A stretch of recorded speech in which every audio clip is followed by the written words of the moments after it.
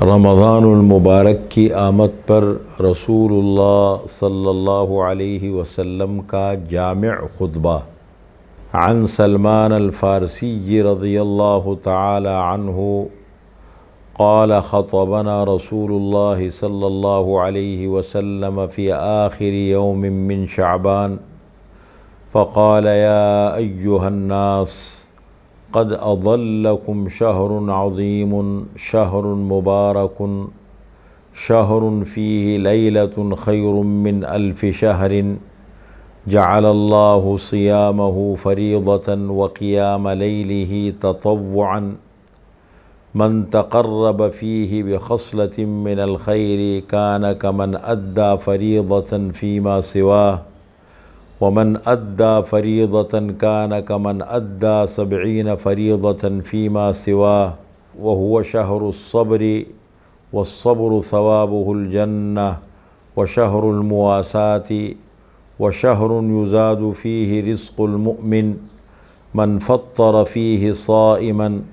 كان له مغفرة لذنوبه وعتق رقبته من النار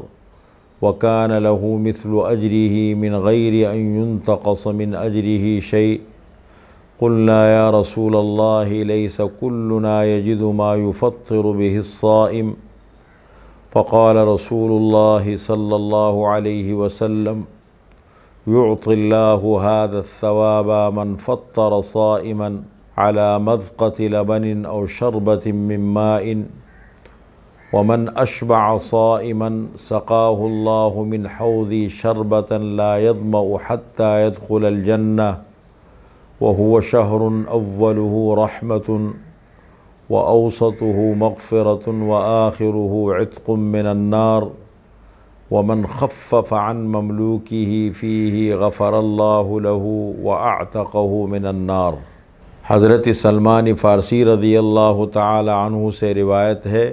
کہ رسول اللہ صلی اللہ علیہ وسلم نے شعبان کی آخری تاریخ کو ہمیں ایک خطبہ ارشاد فرمایا۔ رمضان المبارک سے ایک دن قبل اور شعبان کی آخری تاریخ تھی، آپ نے صحابہ کے سامنے خطبہ دیا۔ فقال یا ایہا الناس، پس آپ نے فرمایا اے لوگو، قد اضلکم شہر عظیم شہر مبارک،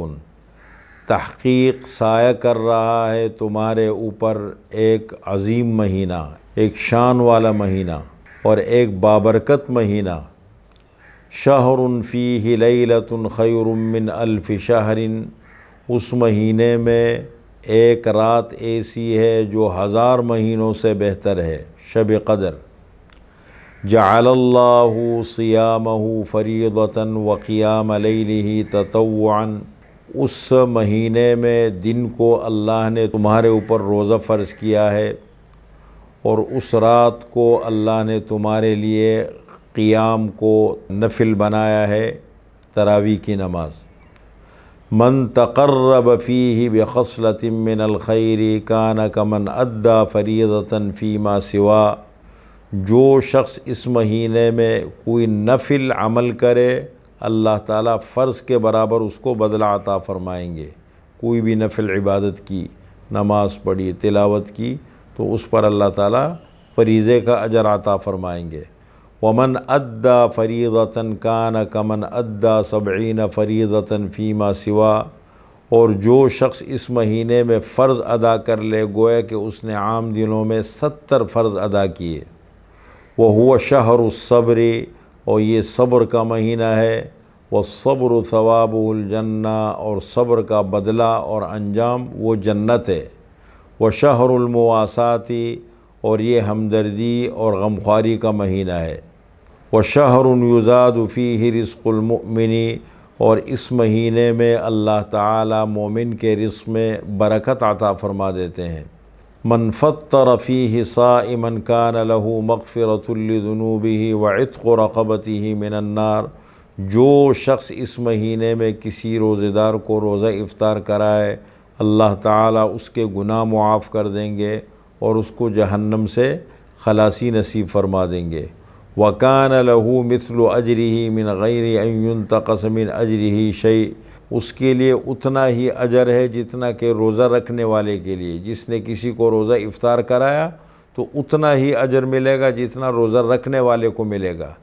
اور فرمایا کہ یہ نہیں ہے کہ جس نے روزہ رکھا تھا اس کے اجر میں سے کمی کر کے اس کو حصہ دیا جائے گا۔ فرمایا ایسے نہیں، اس کو اپنا مکمل اجر ملے گا، اور یہ جو روزہ افطار کرانے والا ہے اس کو بھی اتنا ہی اجر ملے گا۔ قلنا یا رسول اللہ لیس کلنا یجد ما یفطر بہ الصائم، ہم نے کہا ہے اے اللہ کے رسول، ہم میں تو ہر آدمی طاقت نہیں رکھتا کہ وہ کسی روزہ دار کو روزہ افطار کرا سکے۔ فقال رسول اللہ صلی اللہ علیہ وسلم، تو آپ صلی اللہ علیہ وسلم نے فرمایا یعطی اللہ هذا الثواب من فطر صائما علی مذقۃ لبن او شربۃ من ماء، یہ اجر اللہ تعالیٰ اس شخص کو بھی عطا فرما دیں گے جو کسی روزے دار کو لسی کا ایک گھونٹ دے دے یا پانی کا ایک گھونٹ دے دے۔ تو جتنی حیثیت طاقت اللہ تعالیٰ دے تو اللہ تعالیٰ اجر دیں گے، اس لیے کہ اللہ تعالیٰ اخلاص کو دیکھتے ہیں، یہی نہیں دیکھتا کہ کس نے کیا دیا ہے۔ تو اصل چیز اخلاص ہے۔ اور فرمایا ومن اشبع صائما سقاہ اللہ من حوضی شربۃ لا یظمأ حتی یدخل الجنہ، اور جو شخص سیراب کرا دے کسی روزے دار کو، خوب پیٹ بھر کے اس کو گلا دے، اس کو پلا دے، تو جس نے کسی روزے دار کو پیٹ بھر کر کے افطاری کرائی تو اللہ تعالیٰ اس کو میرے حوض میں سے پانی پلائیں گے، اور ایسا پانی پلائیں گے کہ لا یظمأ حتی یدخل الجنہ، اس کو پیاس نہیں لگے گی یہاں تک کہ جنت میں داخل ہو جائے۔ وَهُوَ شَهْرٌ أَوَّلُهُ رَحْمَةٌ وَأَوْسَطُهُ مَغْفِرَةٌ وَآخِرُهُ عِتْقٌ مِّنَ النَّارِ، اور اس مہینے کا پہلا عشرہ اللہ کی طرف سے رحمت ہے لوگوں کے لیے، اور دوسرا عشرہ وہ مغفرت ہے، اور تیسرا عشرہ وہ جہنم سے خلاصی ہے۔ اور آخری بات یہ ارشاد فرمائی وَمَنْ خَفَّفَ عَنْ مَمْلُوكِهِ فِيهِ غَفَرَ اللَّهُ لَهُ وَأَعْتَقَهُ مِنَ النَّارِ، اور جو شخص اپنے ماتحت لوگوں کے ساتھ نرمی کا معاملہ کرے، ان کے لیے وقت میں نرمی کر دے، ان کے ساتھ تعاون کرے، ان کا خیال رکھے،